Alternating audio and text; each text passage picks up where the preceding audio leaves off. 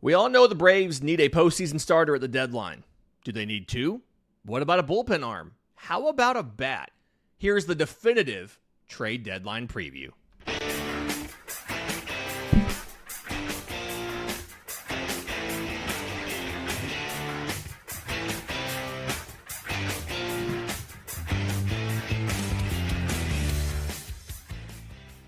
Yes, welcome on in to Braves Today, a production of the Belief Podcast Network and presented to you by FanDuel. I'm your host, Lindsay Crosby, author of the Braves Today newsletter over at bravestoday.com. Last night's game against the Mets was a disaster, right? Martin Perez having to pitch through a monsoon. Shout out to Ron Culpa. Not only are you the worst rated qualified umpire as far as balls and strikes, you also apparently just do not care about the concept of a rain delay. So shout out there.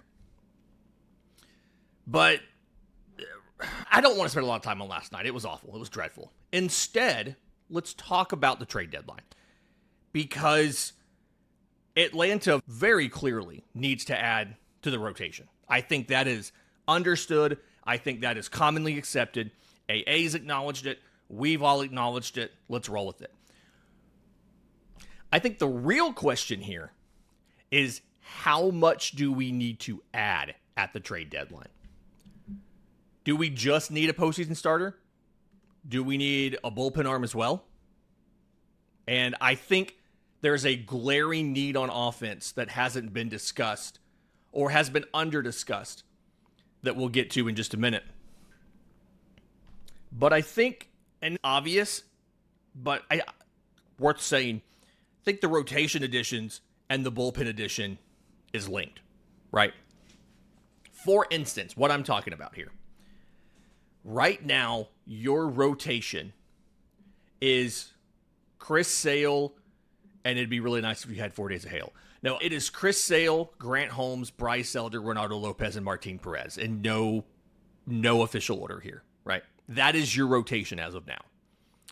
And adding an impact starter at whatever level, right, is whether it's all the way as high as a Tarik Skubal, all the way down to a Robbie Ray, who I don't actually think would be that helpful for you for the postseason, ERA notwithstanding.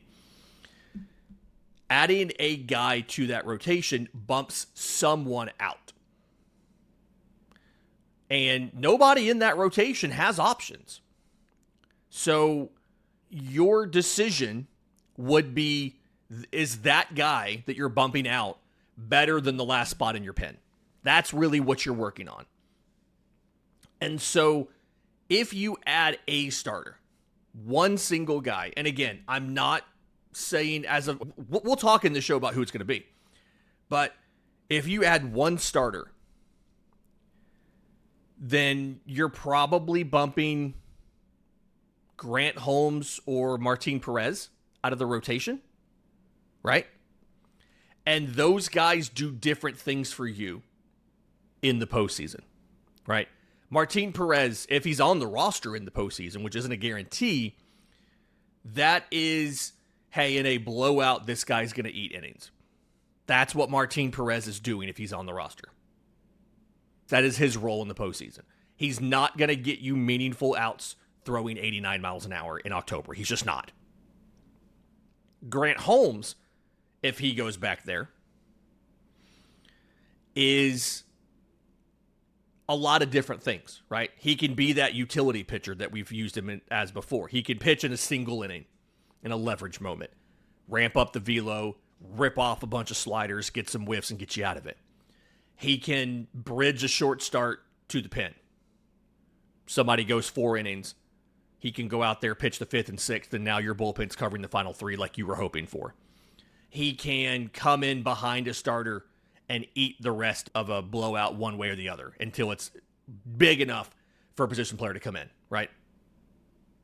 And one of these guys could be in the pen as soon as next week, right? You could add this guy next week. But if you add one starter and you bump one of these guys back to the pen, you still need to find another leverage reliever.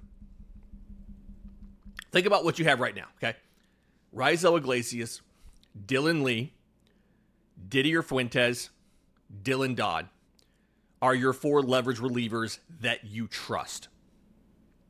Robert Suarez theoretically is going to return at some point in time. I'm starting to wonder if he was a figment of our imagination, but he's going to return at some point in time. That'll give you 5. Let's say you bump Grant Holmes back. That's 6. You still have 2 more spots. Tyler Kinley could do 1. Victor Medeiros could do 1. Danny Young could do 1. But if you're only getting 1 starter and you can't fill that other spot with a returning injured guy, an AJ Smith-Shawver, which could happen, or a Spencer Schwellenbach, which might possibly happen, but as AA said, you cannot count on that being the case. You probably either way need another leverage arm. And I say it a ton, I'll say it again, doesn't have to be a lefty. Just has to be a guy who can get lefties out. Because look at the way things have happened somewhat, like right now, with Robert Suarez out. If Raisel Iglesias isn't available to pitch the 9th inning in a win for you, who do you trust to get the save? You try Didier Fuentes. He got one this year, and he got, not talking about a 3-inning save, he got an actual leverage opportunity save. But is that the plan you want to go to in October, right? If you've used Suarez and Iglesias, if Suarez is back by then, which all indications he should be, but we just don't have any updates. We're not getting information on the return of Robert Suarez. If Suarez and Iglesias are down, you're going to ask Dylan Lee to do it? He's never really done a lot of save situations. You're going to give it to Fuentes? It would be nice to have another guy there. To have a guy who's been a closer somewhere, who has closing experience, to be that veteran. He can pitch the 7th for you. He can pitch the 6th, or whatever leverage moment comes up in the game, because they come up earlier in the game in October for the pen than they do in the regular season. And he can be your break glass in case of emergency closer. I'm not saying that this guy should be the guy to do it, but I'm imagining a situation like when we had Kirby Yates in Atlanta in 2023. I specifically remember a situation in like late July. We are in Milwaukee, and we've played a bunch of close games. And I want to say it was Milwaukee in late July, where there was like, or maybe it was in LA to open September. And either way, the pen was like shot. There was nobody of the leverage contingent left. Yeah, it was a Max Fried start in LA, that's right. And so like Atlanta's up, it's a safe situation. After Max Fried is done, which I think he went 7 innings, they go to Pierce Johnson, and Pierce Johnson struggled. He gave up the runs that Max Fried didn't. And so they go to Michael Tonkin to finish out the 8th inning, the honky-tonk man. That's how old we're talking about here. And then they have to go to Kirby Yates to pitch the 9th. And it wasn't like, if I remember right, it wasn't like it was, I think he got an okay outcome as far as in the lineup. It wasn't like it was the top of their order. It was something like Michael Busch, Kike Hernandez, James Outman, and the spot that was Miguel Rojas. It was like the bottom of the order. It worked out in that regard. But he gets through it. And he didn't look like he was super comfortable, but he got it, right? He went back to his old days of being a closer.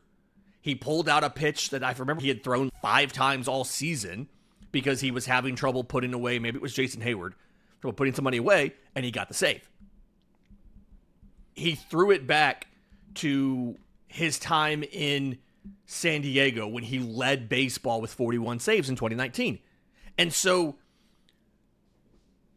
I think the decision to add a starter, one starter, has to go along with adding a high leverage reliever, at least one. Ideally more than one, but at least one high leverage reliever.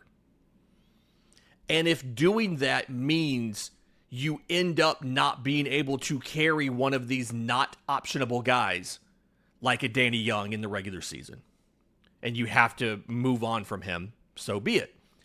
And if it means you end up having to leave a guy like a Tyler Kenley off the postseason roster, you also have to go ahead and do that. You can't have sacred cows in the pen there. You have to go for who are the best 8 guys that can get us outs when you combine them. And you can go with all leverage guys because you're going to have some spare starters in October that aren't. Bryce Elder probably makes the postseason roster, but not to start. Right? Ronaldo Lopez, you'll throw him in the pen. He has relief experience. Grant Holmes, you throw him in the pen. He has relief experience. You still carry 13 pitchers. You might only need 3 guys who are planning on starting games for you. These things are connected. I did a radio hit yesterday with Bill Shanks in Central Georgia, right? There's a whole radio network in Central Georgia, Waycross and Macon and all that stuff. And one of the things we talked about, is it better, what is, from a cost perspective, what is more doable? 1 frontline starter and 1 or 2 impact arms, or dropping down a tier and getting 2 postseason starters? Let's talk that out and some possible names. We'll do that next, right here on Braves Today. But first, this episode's brought to you by our friends at IQ Bar, our exclusive snack, hydration, and coffee sponsor. IQ Bar protein bars, IQ Mix hydration mixes, and IQ Joe mushroom-infused coffees are the tasty, low-sugar brain and body fuel that you need to win your day.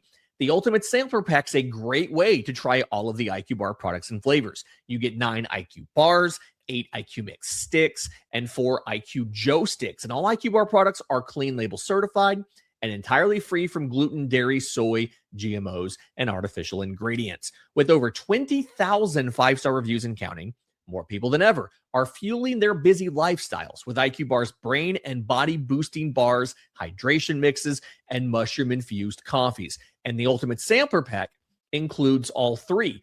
Right now, IQ Bar is offering Braves Today listeners 20% off of all IQ Bar products, including the Ultimate Sampler Pack, plus free shipping. To get your 20% off, text MLB to 64,000. That's MLB to 64000. That's MLB to 64,000. Message and data rates may apply. See terms for details. My first reaction when somebody asks me how much I want the Braves to add at the deadline is add everybody, right? Add 2 postseason starters and a high leverage arm and a bat or 2 or whatever. But I think if you're trying to be realistic and understand that as of now, we're still waiting to get to the weekend and teams to figure out this week what's happening with their wins and their losses and how these small sample sizes are going to affect things. Like, for instance, the Tigers are just getting shellacked this week. And so that's going to help them make a decision on if they sell, because if they sell, there's a lot of things to like from the Detroit Tigers as far as, yes, they'll sell Skubal, but they'll also sell Casey Mize. Lots of options here, right? They lost 2 out of 3 to the Royals over the weekend at home. They lost last night to the Orioles. They play again tonight and again tomorrow, and they're off on Thursday. And then they go to the A's for the weekend.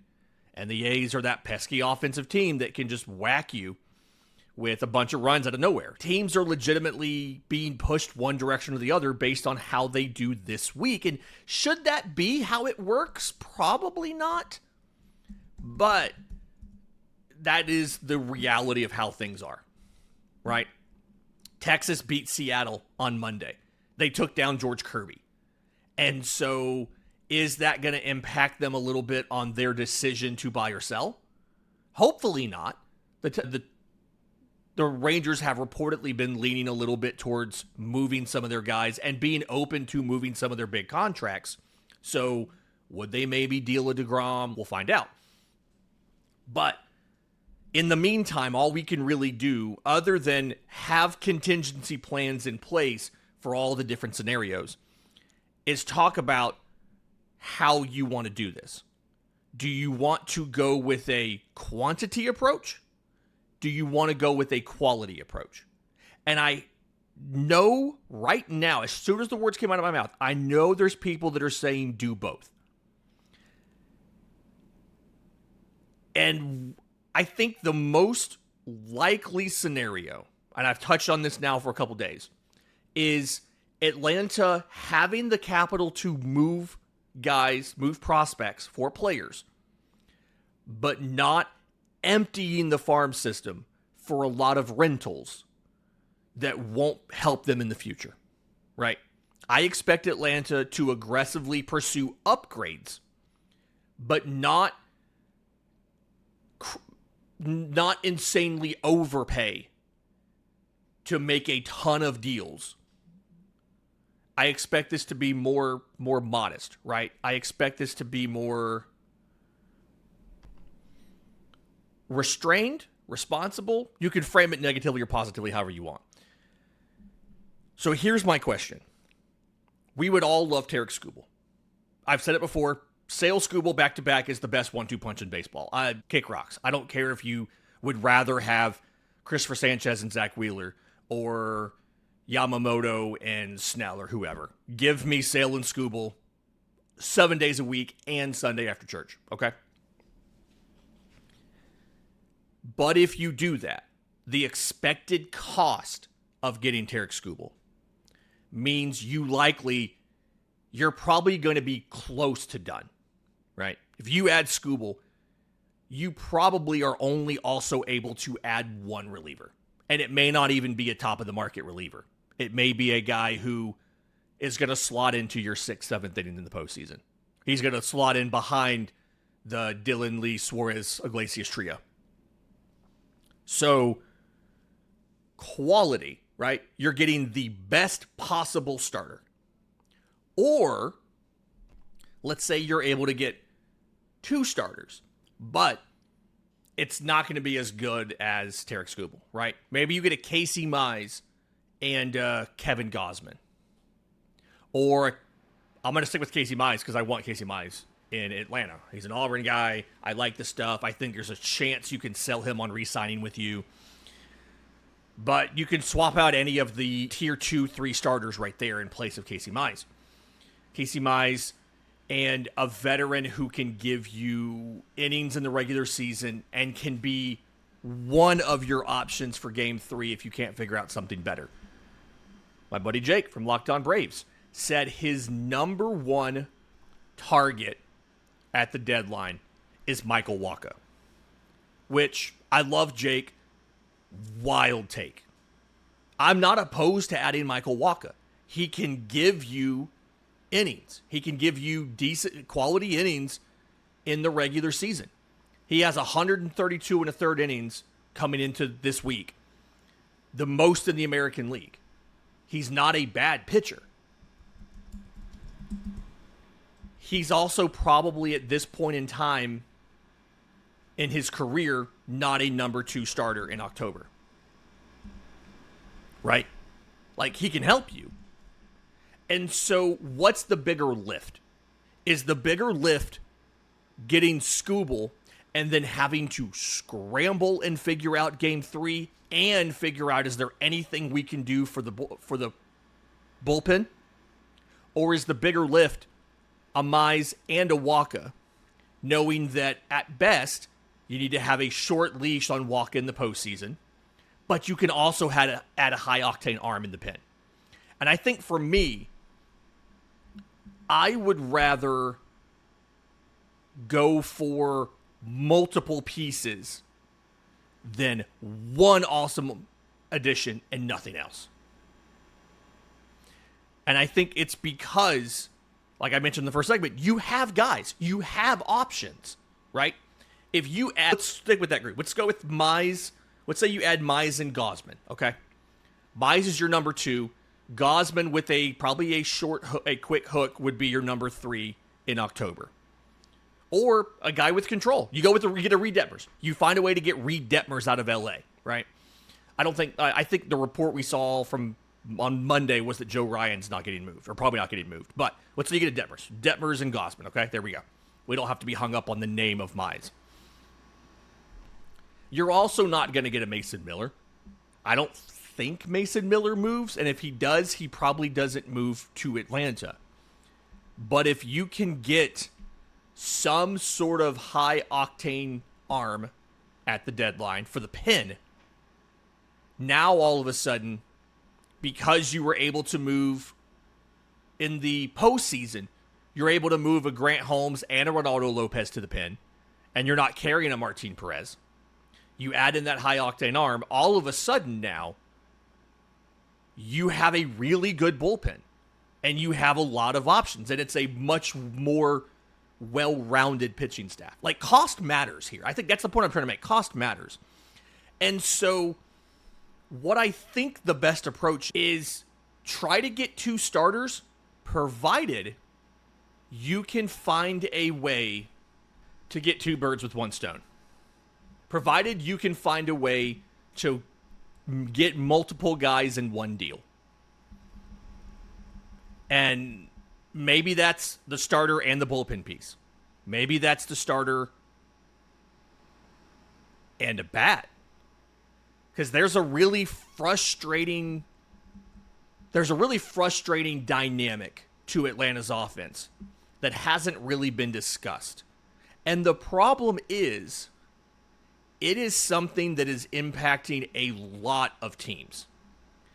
And it's going to be hard to fix. We'll talk about that next, right here on Braves Today.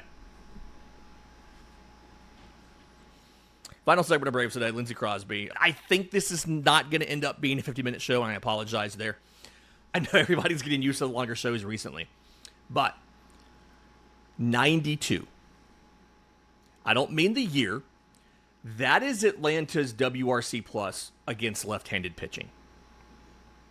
The Braves are tied for 9th worst in baseball against left-handed pitching. Now, I know that doesn't sound like it's that bad. There are exactly 11 teams who are average or better against left-handed pitching. And there are a couple playoff teams, including, depending on when you face guys, you may see them in your side of the bracket. The Dodgers are tied for 7th at 104, so they're 4% better than average. The Yankees are tied with the Yankees, who you would only see in the World Series. But you do face them in a little while. But the Braves are not good in that regard. Atlanta has a 7.2% walk rate against lefties, which is 29th in baseball. They have a 21.3% strikeout rate, which isn't that bad against lefties. They're 22nd in baseball against striking out against lefties. That's not a huge problem. But Atlanta's slug against left-handed pitching is below 400. And so getting a bat that can hit lefty pitching would be ideal. And this is something we've covered before, right? We've talked about how Atlanta's lefty hitting lineup is a lot less capable than Atlanta's righty hitting lineup. The lineup against lefties right now, we saw it last night. It includes Joey Bart. Like, Joey Bart is in there as your catcher. And just generally, like, you're not playing Dominic Smith. Not that he's been good a lot recently, but you're not playing Dominic Smith. You're very clearly not playing Mike Yastrzemski. And so you're just in a situation where against lefties, it is a suboptimal version of the lineup. And it's one of the worst performing lineups for a contender against lefties. So it really feels like you need to add a bat. And I'll say it like I said it earlier in the show and yesterday and last week. It doesn't have to be a righty. It just has to be a guy who can hit lefties. Now, with position players, especially guys you would get at the deadline, that type of profile, a rental, not journeyman, but like a platoon kind of thing, whatever, you're not getting a lot of superstars offensively at the deadline unless you just pay out the nose. You're getting a lot of role players, rotational players, and things like that. Those almost always end up being right-handed hitters. And you do have a little bit of hope here, right? I'll say last year, Sean Murphy was not good last year. And some of this is still dealing with the hip injury. and that's a thing that that a lot of people ignore when they say he's been bad, was dealing with the hip injury last year. He played in 94 games. He hit 199 with the 709 OPS on the season, which is not great numbers. He did hit 16 home runs. And of those 16 home runs, 7 of them came against lefties in 116 plate appearances. He slugged .469 against lefties. He had a 123 WRC plus last year against lefties. Sean Murphy hit 199 on the year and yet had a 123 WRC plus against lefties. I am of the opinion that when Sean Murphy comes back, he needs to be starting every single game you face a lefty. If you keep Joey Bart, he probably, any game he's not starting, should probably be your primary pinch hitter off the bench to face a lefty. Because you have a third catcher in Joey Bart who can still be there if you lose your catcher or something like that. And also, because he's such a good play caller and game caller and blocker and everything, he probably should be starting half of your games against righties too. You can let Drake Baldwin DH 4 days a week. Rotate Ronald in there once. And you can run Drake Baldwin as essentially your primary DH. So maybe adding him helps with this. But I think the best outcome for you would be to look for a right-handed outfield bat who can hit lefties. And again, I know, doesn't matter the handedness as long as they can hit lefties. But for position players, this ends up being what you're dealing with at the trade deadline, okay? The problem here, I don't think people realize how fewer righty hitters there are in the game than there used to be. There's been times when it was like 60% righty at-bats, 40% lefties. But we are in a situation now where there are so many teams that have so many lefties in their lineup. The supply of righty bats isn't great, and a lot of teams want them. The Phillies are also pretty awful against lefty pitchers. And they're openly talking about they need at least one, if not two, righty bats. The Mariners want a righty bat. The Yankees are looking for a catcher, and they've said they want a righty catcher. And there's just not a ton of names. And so that's why I think, and there's a couple guys that I want to single out as options here, and why I wonder, is there a package deal to be made with these teams? The first one is Taylor Ward. We just saw him in Baltimore. Taylor Ward, for me, hits a sweet spot of, we've seen him be able to hit for power. He had 36 home runs last year with the Angels. He doesn't have a lot right now, but his on base went up by 70 points. He has a top 5 walk rate in baseball. And so the value as a hitter, as measured by WRC plus, is pretty close to the same, because he's still helping you create runs. He's just doing it in different ways.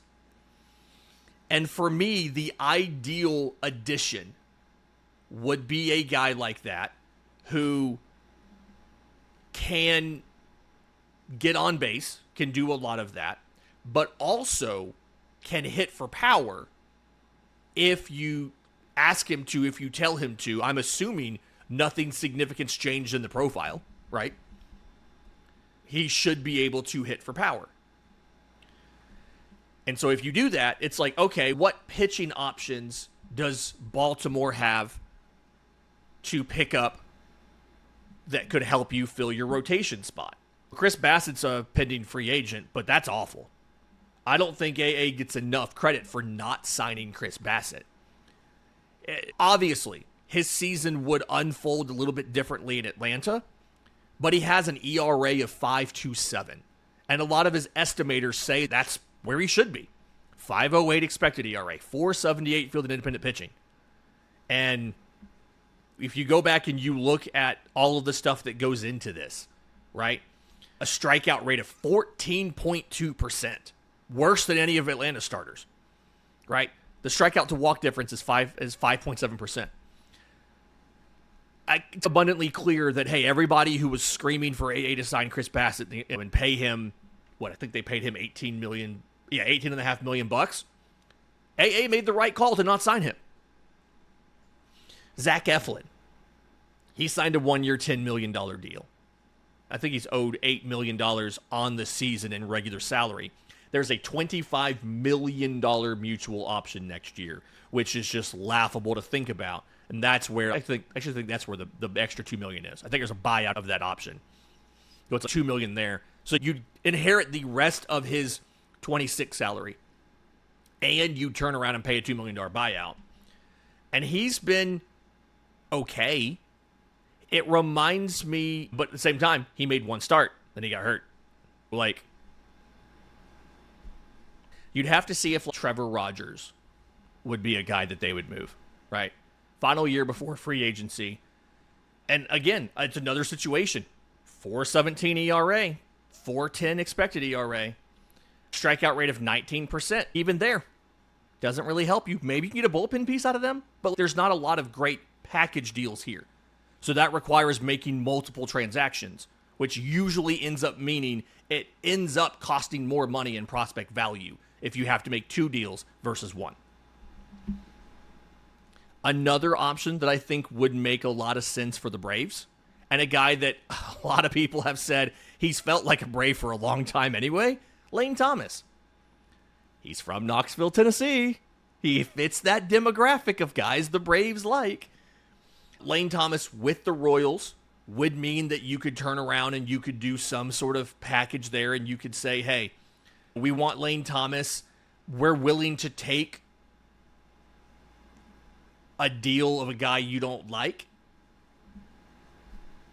Carlos Estevez making a bunch of money. He's on the injured list. He's supposed to come back in August. Would you risk taking on a reliever's potential dead salary if he can't make it back?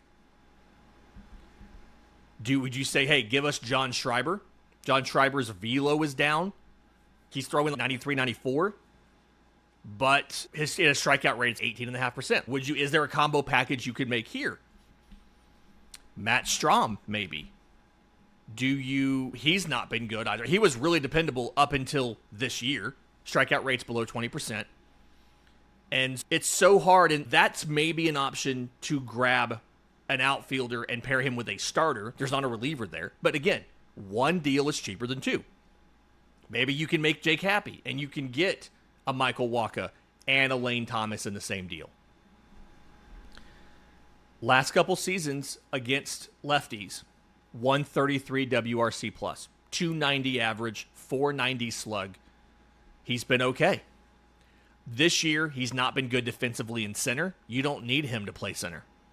His arm strength is 92nd percentile. His sprint speed, 92nd percentile. Walk rate of 12%. You can grab him and say, hey, you're going to play a corner. You're going to play left field versus lefties. And that's your platoon with Mike Yastrzemski or Mauricio Dubon or whoever on the regular, right? Like, I do think if it comes down to it, and I had my druthers, right? You're probably getting 4 pieces. I think you probably need to get 2 starters. And I don't know, and a lot of this depends on AJ Smith-Shawver, right? How do they feel about AJ Smith-Shawver? Do they feel like he can be one of those 3 postseason starters? The Braves have more information than we do on how he's feeling and how, like, behind the scenes, and how the rehab is going, how they think he's going to do. We don't have scheduled starters for the week for Gwinnett, so we don't know when AJ Smith-Shawver is going again. But if they feel like he can be a piece, then the best possible deadline approach is probably somebody you feel like can slot in at number 2. So, Reid Detmers, Casey Mize, whoever it ends up being. Somebody, a veteran who can give you length and be an option for a quick hook game 3 start. Maybe that's a Michael Wacha. The StatCast card is not super impressive for Wacha, but maybe that's a Michael Wacha. Maybe that's a Kevin Gausman, right? And then a high-octane reliever for the pen and a bat that can hit lefties. You add in Sean Murphy, you add in that bat who can hit lefties, and all of a sudden, you can see a scenario where, hey, this team's biggest holes, length in the rotation, swing and miss for the postseason out of the rotation, extra depth in the bullpen, who's been worked a lot in the month of July, and weakness against lefty starters, all of a sudden, you've ticked off every box. Because the ultimate question, the ultimate decision you have to make for the trade deadline, you don't have unlimited resources, and there's not unlimited players you can choose. It is a competitive market, and you have to agree to deals outpaying other teams to get these players. The ultimate question you have to choose is, what holes do you address versus... what holes do you address and at what level? Do you ignore the weakness against lefty hitting, hoping that Ronald being back now and adding Sean Murphy will give you enough guys who are okay against lefties to not have to focus on that? Or do you go out and potentially settle for a lesser upgrade somewhere else to also fix that? My personal opinion, and I've been like this for a while, and I don't think I've ever come on the show and said it, is I would rather spread out this money and upgrade multiple weaknesses versus plugging one hole to the highest possible level with a guy like a Tarik Skubal, and from there, hoping the rest works itself out. Is the team ceiling lower if you add a Casey Mize versus a Tarik Skubal? Some people are going to argue yes. And in game 2, your rotations ceiling is probably lower without Tarik Skubal.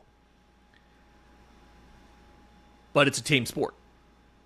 And baseball, especially when it comes to pitching, it is so very hard for one player to take over an entire series. So we've got a couple days. We're tracking everything. I'm going to, as deals happen, I'll probably try to pop on and talk about it. Here's how it impacts Atlanta. Here's what it does.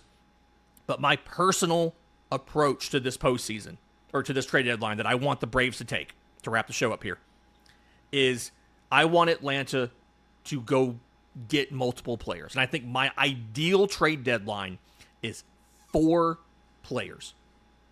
And you know what? I'll give Jake his Michael Wacha. I think there's a lot of options you can do to plug in for the regular season in the back of the rotation. I don't want to use him as a postseason starter. But sure, I'll give Jake a Michael Wacha and then package it with a Lane Thomas. Yes. Go give me a number 2 starter. Again, controllable guy like a Detmers or rental like a Mize. I don't care. Give me a number 2. And give me an impactful reliever for the pen. You do all of those things. And this is not only a successful trade deadline for Atlanta, then just on its face, you could argue it would be the most successful trade deadline for Alex Anthopoulos, because you identified multiple holes and you filled every single one. And ultimately, I feel like that should be how you measure success.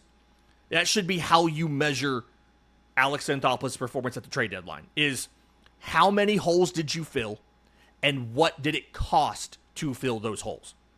I don't want to get Michael Wacha and Lane Thomas if it's going to require Eric Hartman unless the organization doesn't feel like Eric Hartman's going to be a major leaguer, and this is a little bit of a flash in the pan, and they can sell high on him, right?